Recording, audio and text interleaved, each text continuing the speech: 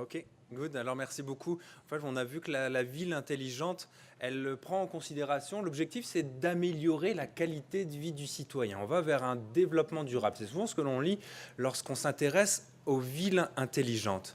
Mais concrètement, derrière ce concept, qu'est-ce que l'on y met et quels sont les enjeux juridiques de cette question? C'est ce qui va nous intéresser notamment dans cette perspective de transition énergétique et plus spécifiquement pour les municipalités. Et nous n'avions pas de meilleure personne pour commencer les débats que Jocelyn Maclour, que vous connaissez, et qui va donc présider ce premier panel concernant la ville intelligente et la transition énergétique. Merci Jocelyn. Rebonjour tout le monde. Donc, on va y aller rondement. On a déjà un peu de retard. On va avoir 3 présentations. Je pense que je vais les présenter tout juste avant plutôt que présenter les 3 tout de suite, je vais les présenter juste avant leur présentation. Donc, notre premier intervenant dans ce panel, donc, où on va réfléchir à comment rendre les villes intelligentes et la transition énergétique. Donc, notre premier présentateur est Stéphane Roche. Donc, Stéphane est ingénieur et géographe, professeur titulaire des sciences géomatiques et vice-doyen à la recherche de la faculté de foresterie, géographie et géomatique de l'Université Laval, où il enseigne les systèmes d'information géographique et l'analyse spatiale, et aussi il donne un séminaire sur la qualité des données géospatiales. Stéphane est aussi un membre actif de l'Institut Technologie de l'information et société, l'ITIS, à l'Université Laval, et du Centre de recherche en géomatique. Il est aussi professeur associé à l'Université de Melbourne, en Australie, et chercheur associé au Sensible City Lab du MIT. Donc, Stéphane, 20 minutes. Bon, je dis toujours que je vais essayer de faire vite, mais j'y arrive jamais. Mais là, je vais essayer de faire vite pareil. Je n'ai pas besoin de commenter cette citation-là, mais je peux la lire quand même. Le 19e siècle était le siècle des empires, un siècle d'empire. Le 20e, un siècle d'État-nation. Et le 21e sera un siècle de villes.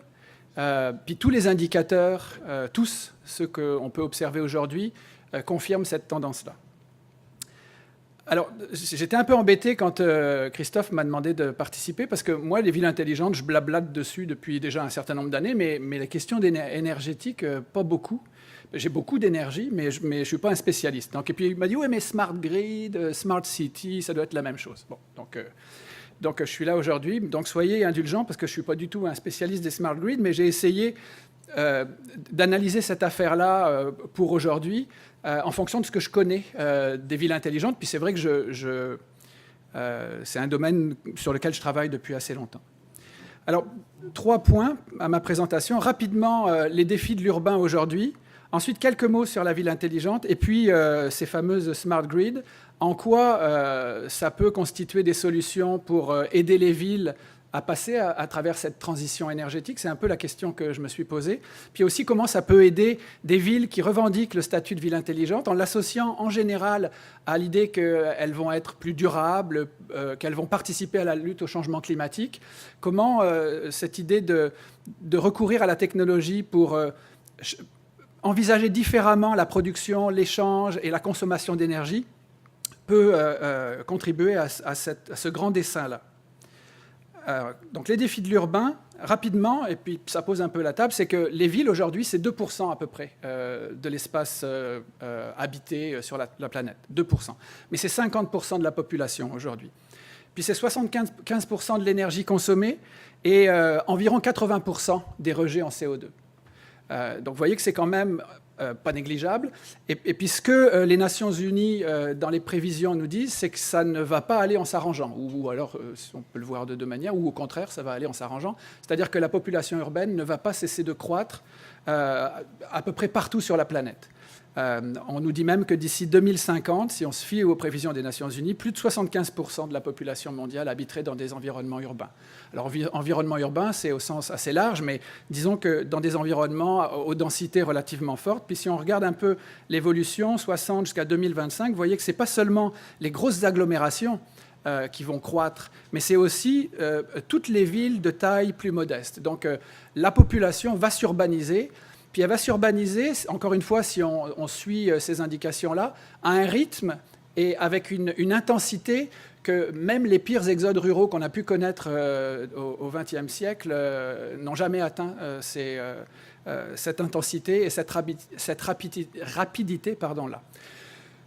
D'où, pour les villes, un certain nombre de défis majeurs. Un premier, c'est celui de la population, évidemment, l'arrivée massive d'une population, puis d'une population avec beaucoup d'altérité, beaucoup de diversité. Et puis on le voit, comment la diversité dans des villes qui n'ont pas l'habitude de la gérer peut générer un certain nombre de problèmes. Et puis on le voit même ici à Québec depuis quelque temps. Des problèmes d'inclusion sociale. Puis on parlait tout à l'heure d'inclusion spatiale et de justice sociale et spatiale. Mais ça va être un des gros enjeux.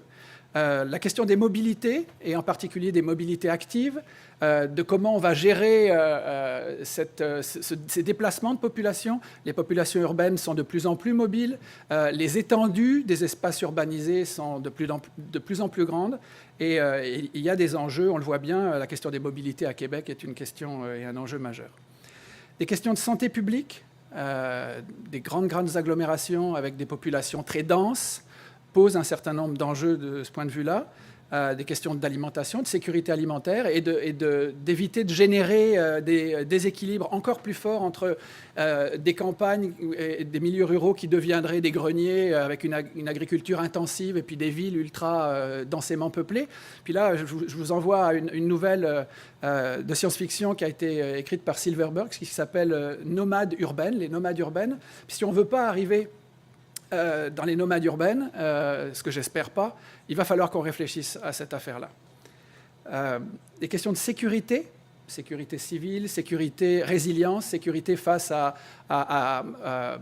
aux perturbations auxquelles les villes sont confrontées, mais aussi liées à des difficultés à gérer la diversité, l'altérité au niveau social, culturel, etc.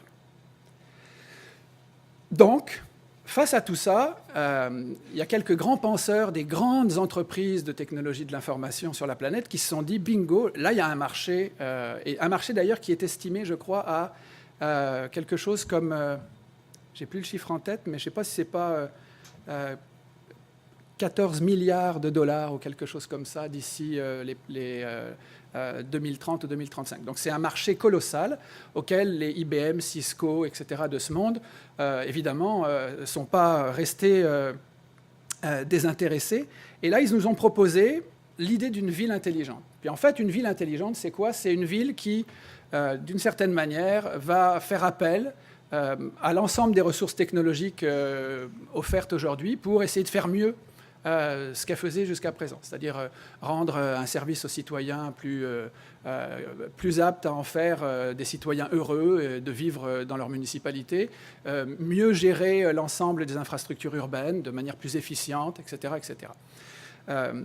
C'est une ville, en somme, qui va être en capacité de déployer une stratégie numérique efficace. C'est pour ça que j'aime de moins en moins cette idée de ville intelligente, parce que qui dit ville intelligente dit ville moins intelligente. Et puis personne n'a envie d'habiter dans une ville stupide, donc je trouve que ce n'est pas une très très bonne idée. Par contre, de plutôt parler de la capacité que les villes vont se doter à développer des stratégies numériques efficaces, adaptées à leur situation locale et aptes à les aider à faire mieux ce qu'elles font, oui, à la limite, oui. Donc, il y a beaucoup d'expérimentations autour de la ville intelligente, énormément, beaucoup en Asie. Puis il y a une grosse différence entre ce qui se passe en Asie et puis ce qui se passe en Europe, par exemple, ou en Amérique du Nord. Où en Europe et en Amérique du Nord, on a des villes qui existent et puis on essaie de voir comment on peut greffer le numérique, comment le numérique est soluble dans l'urbain et dans les urbanités qui existent. Puis en Asie, ils se disent non, ça, on va le faire, mais quand on le fait en l'imposant, puis sinon, on va créer des villes nouvelles. Partant de rien, puis on va les construire sur une infrastructure technologique qui sera l'épine dorsale. Bon, ça fonctionne bien sur le plan technologique, mais la difficulté, c'est que l'urbanité, ça ne se décrète pas. ne peut pas décider que, tiens, vous allez habiter là, puis vous allez générer une dynamique urbaine. Ça ne marche pas comme ça, là, puis tous ceux qui ont habité un jour dans des villes le savent. Ça ne peut pas fonctionner. Puis moi, j'ai fait mes études en France, en partie dans une ville qui s'appelle Évry, qui est une des quelques villes nouvelles qui avaient été créées dans les années 70. Puis on voit bien que partout où l'urbanité a pris, c'est partout où les habitants ont dévoyé le système en transformant complètement les infrastructures pour en refaire des infrastructures urbaines qui ressemblent à ce qu'est une ville. Mais ce qu'on nous promet, c'est ça. On dit la ville intelligente va être bio, nature, éco, green, et puis intelligente, très intelligente. Bon, moi j'ai regardé un peu, puis grosso modo, il y a 4 composantes. Je passe très vite parce que je vais quand même parler un peu de Smart Grid. Là. Tu m'arrêtes quand... Là, il me reste combien ? 13 minutes, bon, il faut que je fasse très vite, mais là, ça va aller. Donc, 4 composantes, ville intelligente. Une composante numérique, évidemment, quand on parle de ville intelligente, on parle de technologie, mais plus que de technologie, de numérique, donc d'une manière de repenser les processus, les modes de gouvernance. Et pour pouvoir faire ça, il y a l'idée d'intégrer l'ensemble des infrastructures, des systèmes, et en particulier des infrastructures d'ingénierie urbaine, donc intégrer les infrastructures de circulation, les infrastructures d'énergie, les infrastructures d'eau potable, etc. etc. Et grâce à des réseaux de capteurs, la puissance de calcul, la collecte de données, d'améliorer l'efficience de tous ces services-là, de mieux répondre au bon moment, en temps réel, en temps voulu, d'identifier les problèmes là où ils sont. Et puis il y a une composante qui est aussi une composante importante quand on parle de ville intelligente, c'est l'ouverture. On l'a évoqué, mais c'est la question non seulement d'ouvrir les processus, les données, d'ouvrir leur production éventuellement à tous les opérateurs urbains, ce qu'on appelle l'externalisation ouverte ou le crowdsourcing. C'est aussi toute cette question de la coopération, de la participation, ça a été évoqué rapidement, qui n'est pas sans poser un certain nombre de problèmes, surtout si on considère que le numérique devient la seule voie de médiation, où là on va générer, sans doute qu'on va permettre à certains de participer, mais on risque de générer de nouvelles fractures ou de nouvelles formes de discrimination liées à la capacité ou l'incapacité à s'inscrire dans ce genre de démarche. Mais il reste que cette idée de gouvernement ouvert et de gouvernance ouverte et de nouvelles articulations entre participation des acteurs urbains et gouvernance de la ville par l'administration et le politique, c'est quelque chose qui est aussi au cœur. La troisième, c'est cette idée de ville futée. Et puis j'aime bien cette idée-là, c'est Milad Douéhi, qui a été prof ici avec une chaire sur les cultures numériques pendant quelques années, qui a écrit de nombreux ouvrages sur le numérique, dont un qui s'appelle Vers un humanisme numérique. Puis lui, il traduisait Smart City non pas par ville intelligente, mais par ville futée. Et j'aime beaucoup parce que cette idée de ville futée, c'est la capacité d'innovation qui est derrière. C'est comment la ville peut se saisir de ces innovations technologiques pour innover socialement. Donc c'est vraiment toute la question de l'innovation sociale et aussi de la ville apprenante. Comment on fait en sorte que la ville apprenne sur elle-même en écoutant mieux ce qui se passe, et en particulier les habitants, les citoyens, les opérateurs urbains dans leur ensemble.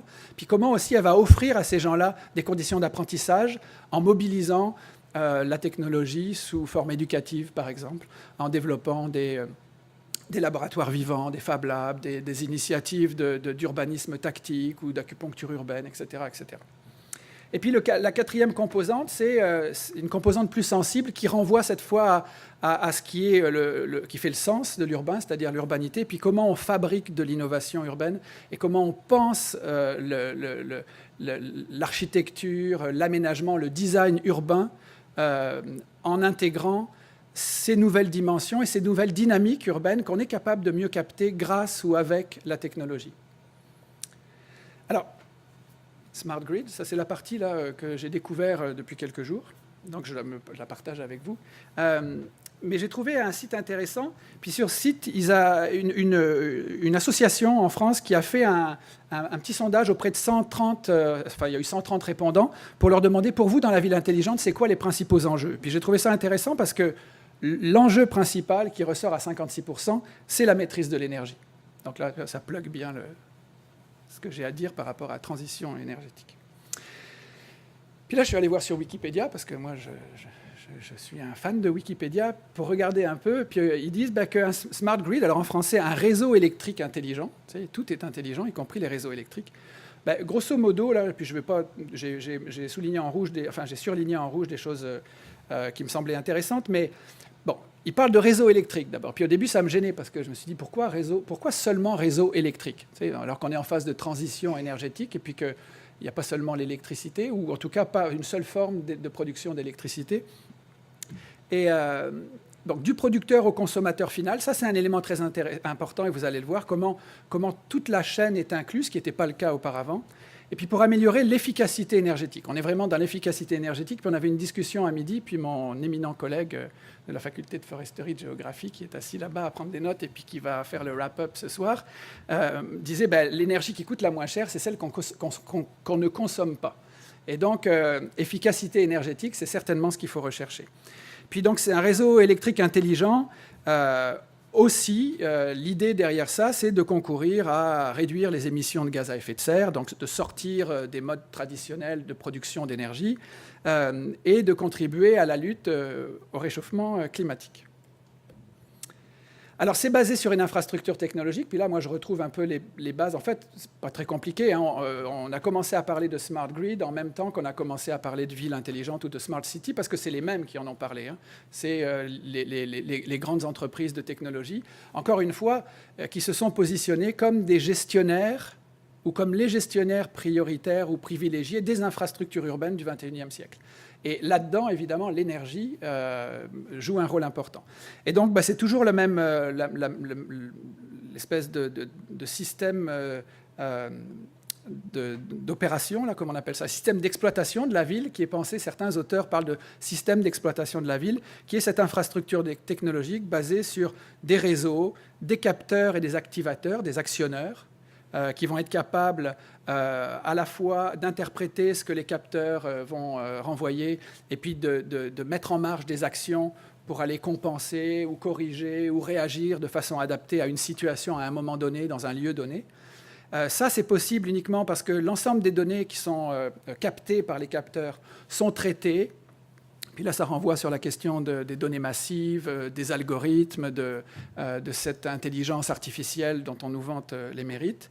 Et puis tout ça, ensuite, est réintégré, évidemment, dans le système pour le corriger, des genres de boucles de feedback. Et ensuite, grâce au réseau, on peut aller informer le consommateur, les différents producteurs, etc. On va regarder ça un peu mieux. Puis là, j'ai trouvé ce schéma-là qui me semble intéressant entre un réseau traditionnel et puis un réseau de type intelligent. Puisqu'on voit, moi ce que je constate là-dedans, l'essentiel, il y a disons 3 grandes différences. La première, si vous le regardez bien, c'est que le flux d'informations dans le réseau de droite, je pense, pour vous, il est continu. Il ne s'active pas quand on l'active ou quand on le demande. En permanence, il y a de l'information qui circule dans le réseau de façon à pouvoir réagir en temps réel. Ça, c'est la première chose. La deuxième chose, c'est que si vous regardez avec toutes les composantes du réseau, que ce soit les composantes de production ou les composantes de consommation, c'est une interaction. Ce n'est pas une communication à sens unique. Ça veut dire que chaque composante est à la fois consomme de l'information sur le réseau, mais alimente le réseau avec de l'information aussi. Puis la troisième, c'est qu'effectivement, ça permet de coordonner, ce système-là et cette mécanique-là, de coordonner une production d'énergie qui n'est plus centrée seulement sur un mode de production, mais sur une articulation qui peut d'ailleurs, dont la géométrie peut changer, s'adapter en fonction du besoin, une articulation de différents modes de production. Et puis là, on voit l'énergie solaire, etc., etc. Bon. Et avec même d'ailleurs des systèmes de stockage possibles, de façon à pouvoir, on va le voir plus tard, mais gérer et adapter le réseau en fonction de situations, de pics de consommation, ou au contraire, de moments où on en consomme moins, pour éviter d'avoir aussi de la perte d'énergie, parce que ce qu'on constatait dans les réseaux au préalable, c'est qu'il y a un certain nombre d'énergies qui étaient produites, qui se perdaient, un genre de perte de charge, parce qu'elle n'était pas consommée ou parce qu'on n'était pas capable de la stocker correctement. Donc, adaptation instantanée à la variabilité de la consommation, ça c'est un élément important, qui permet en particulier 2 choses, c'est de lisser les courbes de charge, et puis de tamponner lorsqu'il y a des points de production ou de consommation pour réduire la production, en particulier en énergie fossile. On a aussi toute cette idée d'optimiser la production. Hein, et puis je le disais, là je ne vais pas répéter, mais c'est une autre manière de présenter ça, à partir de mesures qui sont faites par des capteurs et de systèmes de contrôle et de rétroaction qui sont faits par des activateurs, le plus souvent en temps réel. Combien ? 5 ? 3 ? Oui, 5. Et le plus souvent en temps réel, mais en tout cas dans un temps adapté à ce que nécessite l'événement. Puis là, ça permet effectivement, c'est ce que je disais, de plus facilement concilier, optimiser l'utilisation de différentes sources d'énergie. Il y a un autre enjeu énorme à travers les smart grids, c'est qu'il y a j'aurais dû le mettre en premier, mais c'est cette idée d'internationaliser la production d'énergie. Et puis là, j'étais la semaine dernière, il y a 2 semaines à Kyoto pour en particulier un forum qui s'appelle le STS Forum, Science and Technology for Society Forum. Puis j'ai eu la chance à un moment de dîner avec le directeur de la recherche à EDF en France, puis qui disait il était là pour ça, parce que l'enjeu qu'ils ont aujourd'hui, c'est de créer des accords internationaux pour échanger de l'énergie, pour vendre de l'énergie ailleurs, pour acheter de l'énergie. En fait, il y a un marché de l'énergie qui est en train de s'internationaliser et puis ce système-là va être possible grâce à l'internationalisation des réseaux de type smart grid qui vont poser un problème d'interopérabilité, par exemple d'être capable de gérer des normes différentes d'un pays à l'autre ou des tensions, des fréquences différentes d'un pays à l'autre. Un peu comme on a dû le faire en Europe avec les systèmes de chemin de fer parce que, par exemple, la largeur des voies n'était pas la même. Bon, un élément important ou intéressant dans l'optimisation, c'est la redondance. Donc, on est capable, avec ce genre de système, d'avoir une redondance et donc d'avoir des alternatives palliatives si jamais un système tombe. Hein. Donc, on peut facilement, en théorie, alors que tout est connecté, être capable d'aller alimenter une zone avec une source autre qui n'est pas celle qui l'alimente d'habitude, uniquement en appuyant sur un bouton, à partir du moment où on gère tout ça de façon centrale. Bon, réduction des pertes en ligne, diminution des pannes en réduisant la surcharge des lignes, parce qu'on peut effectivement moduler de façon à ne jamais être en surcharge, en compensant, en gérant ça de façon plus efficiente et efficace. Il y a un contrôle du réseau, puis c'est ce contrôle du réseau qui permet d'atteindre tout ça, là. En particulier, la capacité de le gérer à distance. Je fais le lien avec quelque chose que je connais plus et auquel j'ai participé d'une certaine manière. C'est ces genres de tableaux de bord urbains qui permettent de gérer, par exemple, la mobilité, les transports. Singapour est un bon exemple. Singapour ont intégré l'ensemble des données sur les transports, ont une salle de ce type-là. Et puis dans cette salle de ce type-là, ils sont capables de dire OK, là, on voit qu'il y a du trafic qui est en train de s'accumuler. Donc il faut qu'on puisse le faire évacuer. On va augmenter la durée du feu de signalisation, du feu rouge ici. Ça va permettre d'évacuer en aval. Et puis ensuite, on pourra décharger. En amont, on va rediriger la circulation de tel côté ou tel côté. Mais ils ont toutes les données. C'est-à-dire que tous les véhicules, même privés, ont un transpondeur et sont obligés d'être dotés d'un GPS et sont suivis. Puis évidemment, tous les autres véhicules publics, du réseau public, sont monitorés également. Donc ils ont en temps réel les données sur la totalité des acteurs des mobilités. Donc c'est un peu on peut transposer cette idée-là au flux d'énergie, à la gestion d'énergie, en étant en capacité d'intervenir à distance, de monitorer en temps réel ce qui se passe sur le système, dans le réseau, et d'avoir évidemment des informations. Il y a un autre acteur, et puis ça, j'arrive sur la fin, là, j'ai presque terminé, qui est le consommateur, capteur et les objets connectés. Bon, ça, je la trouve drôle, celle-là, mais c'est un peu ça quand même. C'est-à-dire que pour ceux qui... je sais qu'il y a un collègue, là, on parlait de l'UMR Sciences de l'Urbain, c'est René qui en parlait tout à l'heure. Puis le directeur de l'UMR en Sciences de l'Urbain, Sébastien Tremblay, il habite dans la Cité verte. Puis dans la Cité verte, je ne sais pas si certains d'entre vous y habitent, mais bon, il y a une centrale collective à granules pour l'alimentation en énergie. Mais dans chaque appartement, maison, ils ont aussi un petit truc de contrôle, là, un écran qui leur dit combien ils ont consommé, comment ils se situent par rapport à la consommation moyenne, etc. Donc il y a tout un tas d'informations qui peuvent être données pour que chacun, à son échelle individuelle, on puisse contribuer à ces économies d'énergie et à faire en sorte que, effectivement, on ajuste nous-mêmes à l'intérieur de notre maison la consommation, mais pour ça, il faut avoir l'information, et là, on est capable de l'avoir. Puis ces informations-là, évidemment, on est capable de les avoir grâce à des objets connectés, grâce à des compteurs intelligents, grâce à un certain nombre de choses comme ça. Il y a aussi toute la question autour de ça, de la production décentralisée. J'ai appelé ça energy crowdsourcing, mais en France, ça se fait de plus en plus, là où les consommateurs produisent de l'énergie, la revendent, que ce soit grâce à des panneaux solaires ou à de l'hydroélectricité plus modeste. Bon, évidemment, puis là je termine, c'est la fin. Là, ça permet de boucler la boucle sur le travail de la commission, mais ça va demander, parce que c'est très beau en théorie, mais il y a un gros enjeu je vais trouver le mot là, comment on dit, social, pas appropriation, mais je ne trouve plus, acceptabilité. Voilà. Acceptabilité sociale, je vais m'en souvenir. Donc il y a un gros enjeu d'acceptabilité sociale qui est lié en particulier au fait que ces systèmes intelligents produisent beaucoup de données, et une grosse partie des données qui sont produites sont des données à caractère privé, ou en tout cas qui indiquent beaucoup sur les individus. Donc il y a la question de la protection des données, il y a des enjeux juridiques, des enjeux éthiques, et il y a effectivement, parce que pour que ça fonctionne, au final, un peu comme dans la ville intelligente, c'est-à-dire pour que ça fonctionne, il va falloir effectivement que l'ensemble des acteurs s'engagent dans ce genre de dispositif, sans quoi on va améliorer de façon substantielle l'infrastructure technologique et l'ingénierie qu'il y a derrière ça, mais si les habitudes de consommation et s'il n'y a pas d'engagement de chacun des acteurs, ça ne fonctionnera pas comme ça pourrait fonctionner. J'ai terminé. Merci beaucoup.